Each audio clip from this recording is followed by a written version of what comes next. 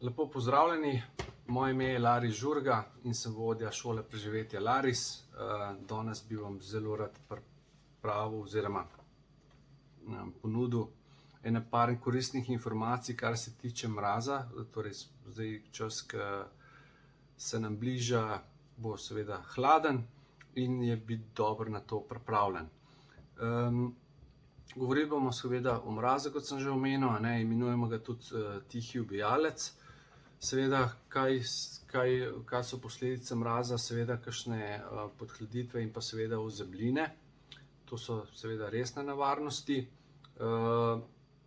Podhladitev je v bistvu odvisna od večjih dejavnikov, in sicer od treh, torej koliko smo telesno veliki, kakšne postave smo, kako smo oblečeni in pa seveda čemu smo izpostavljeni, je to zrak, voda, temperatura, torej zraka in pa veter.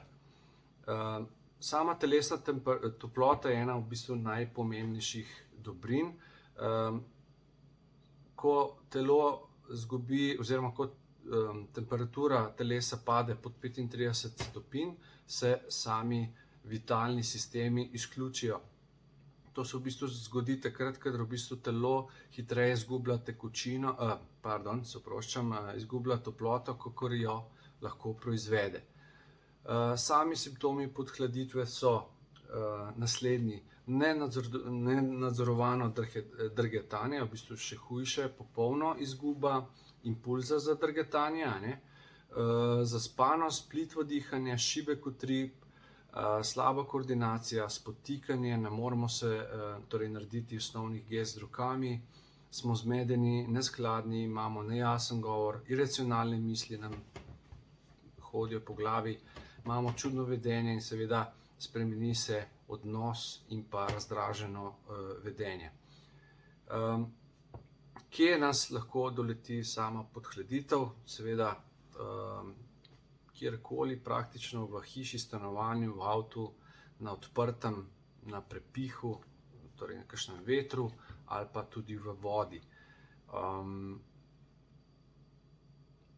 Kaj je še pomembno? Ja, seveda tudi poleti, če časovno malo opredelimo, nas lahko to doleti, seveda, kadar smo hladni in pa je recimo 20 stopinj, pa smo recimo mokri in veter močno piha, takrat se tudi lahko podhladimo, to je tudi treba biti pozoren. Kako ohranjamo samo telesno temperaturo? V bistvu pomembno, da smo čim bolj oblečeni, po možnosti po sistemu čebule, se pravi, da čim več plasti damo na sebe, se izognemo potenju, ostanemo suhi. Naprimer, hladna kovinska tla vam bodo ukradla v bistvu več toplote, kakor mokre nogavice, Če stojite bosi na mokrih kovinskih tleh, boste se prej ohladili, kakor če imate mokre nogavice gor. Zdaj, pa še dodatno lahko segrejemo telo, seveda s kakšno vadbo, kot so na primer kakšne sklece, počepi ali pa kaj takega, Zelo pomembno, da veste, da se da zelo enostavno hitro telo segreti. Seveda, katere vrste oziroma kateri del telesa pa je treba praktično najbolj paziti, to je seveda kor telesa, torej samo telo, trup.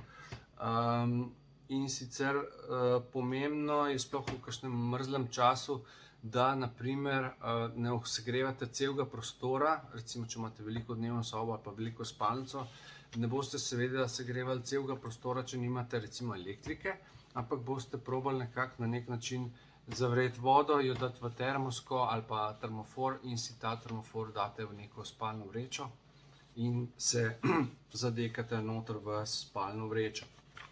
Tako da je to en izmed takih nasvetov.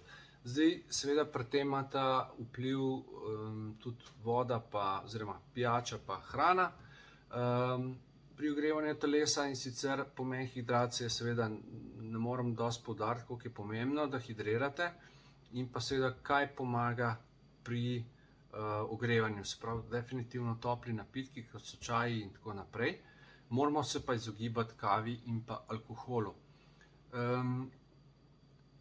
Tudi hrana v bistvu lahko hladi ali pa greje. In sicer najboljš boste to logično povezali tako, da če pomislimo, kaj je poletna hrana, se pravi paradižnik, solata, kumare recimo, te so take, da v bistvu nam telo ohlajajo svojo tekočino, po zimnem pa bolj paše kakšna mastna hrana. Toplota za seboj, kaj to pomeni, v bistvu kaj sem s tem mislil, ko sem se pripravljal, v bistvu evakuacija iz stanovanja in pa kaj naj vsebuje nahrbtnik, se pravi, kadar moramo na hitrico oditi zaradi kakšne katastrofe ali podobnega in moramo hitro odreagirati. S sabo je zelo dobro vzeti suha, torej topla oblačila, kakšno vetrovko, kakšne grelce mogoče, instant grelce za roke ali pa noge, 100-urna sveča, o tem bomo v kakšnem videu naslednjič kaj več povedali. Potem pa so še nasveti, kaj pa mogoče dobro imeti v avtu. V avtu seveda podobno, suha oblačila, vir-ognja, astrofolija. Recimo, zakaj govorimo o avtu, če ste recimo v avtu več kot 10 ur pri 5-4 stopinjah Celzija, lahko ta podhladitev vašega telesa traja več kot 10 ur, seveda čez celo noč.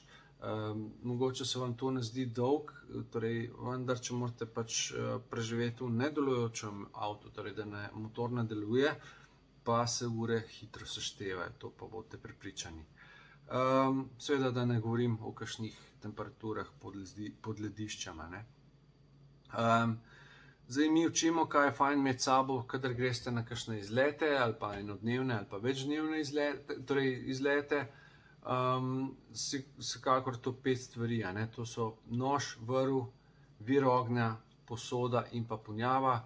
Kako ravnamo, če tega nimamo, smo že povedali v kakšnih videih, pa še jih bomo posneli pa povedali, tako da boste s tem na tekočem. Če moramo prespati na prostem, moramo tudi seveda upoštevati več faktorjev, se pravi, upoštevati moramo prioritete. Kaj to pomeni, recimo, če smo na območju medveda, ima prioriteto ogenj. Pomembno, da najprej zakurimo ogenj, ker ogenj odganja zveri. Potem čas dneva, ali se noči, ali to še zjutraj in tako naprej, lokacija in kot sem že rekel, najprej ogenj in šele na to bivak in voda. Seveda tudi ogenj za vodo prekuhati rabimo imeti ogenj. Tako nekako. Vsekakor moram poudariti, da kadar greste spat v spalno vrečo, pojdite čim manj oblečeni, če se le da v spodnjicah ali pa še to ne, zaradi tega, ker če ste v več plasteh oblečeni, vam potem spalka ne more vračati nazaj vaše toplote, ker mora čez vse te plasti, čez spodnjo majico, nek soft shell, bundo in ne vem kaj se še gor navlečemo. In ta naša temperatura, to je 40 W, nekje vdaja človek odrasel temperature, ne bi se vračala nazaj do vas, kar je pa pač nemogoče, ker imate preveč plasti in se ta temperatura, kot sem že omenil, večkrat ne more vrniti.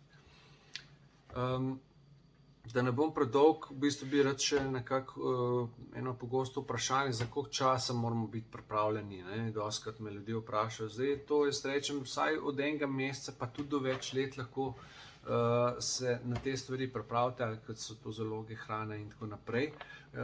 Govorim za kakšne izredne razmere.